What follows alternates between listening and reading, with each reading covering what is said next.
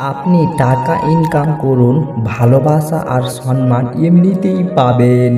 কারো কাছে থেকে ম্যাচিস না পাওয়াটা একটা ম্যাচিস, সেটা হলো আপনাকে তাদের আর প্রয়োজন নেই। বিশ্বস্ত মানুষ যখন বিশ্বাসের উপর বিষ ঢেলে দেয় তখন আর মানুষকে দ্বিতীয়বার কাউকে বিশ্বাস করাটা কঠিন হয়ে যায়।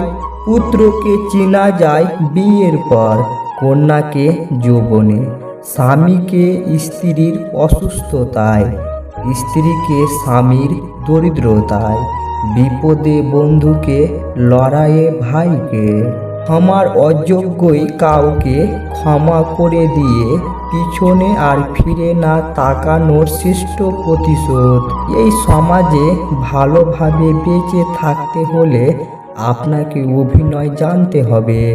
মা বাবার কাছে সব সন্তান সমান, এটা একটা টপ লেভেলের মিথ্যা কথা।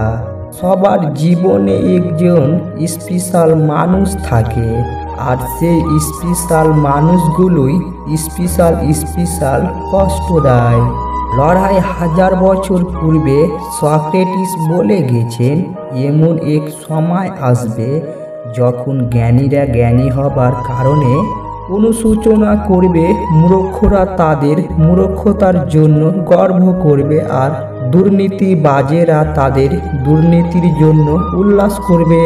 3টি জিনিস সব সময় মনে রেখো। নাম্বার 1, যখন তুমি রেগে থাকবে তখন সাথে সাথে কোনো উত্তর দিও না। নাম্বার 2, যখন তুমি খুব খুশি থাকবে তখন কাউকে কোনো বড় প্রতিশ্রুতি দিও না।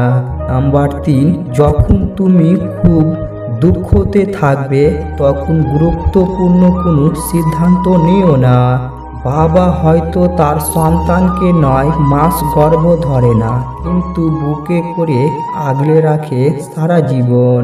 কারো সম্পর্কে কেউ খারাপ কিছু বললে চট করে বিশ্বাস করবেন না, কারণ কিছু মানুষ আছে যারা ভালো সম্পর্ক গুলোকে খারাপ করে দেয় অনেক উল্টাপাল্টা কথা বলে।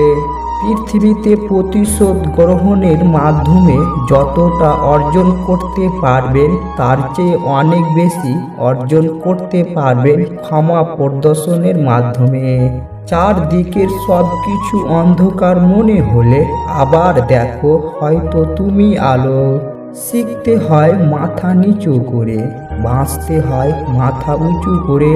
তাকেই তুমি ভালো রাখার চেষ্টা করো যাকে তুমি রোজ আয়নায় দেখো।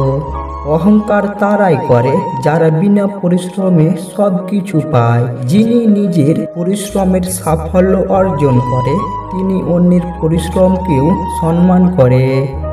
আপনাকে উপরে উঠাতে কেউ আপনার জন্য বসে নেই, কিন্তু নিচে নামাতে অনেকেই তৈরি হয়ে আছে।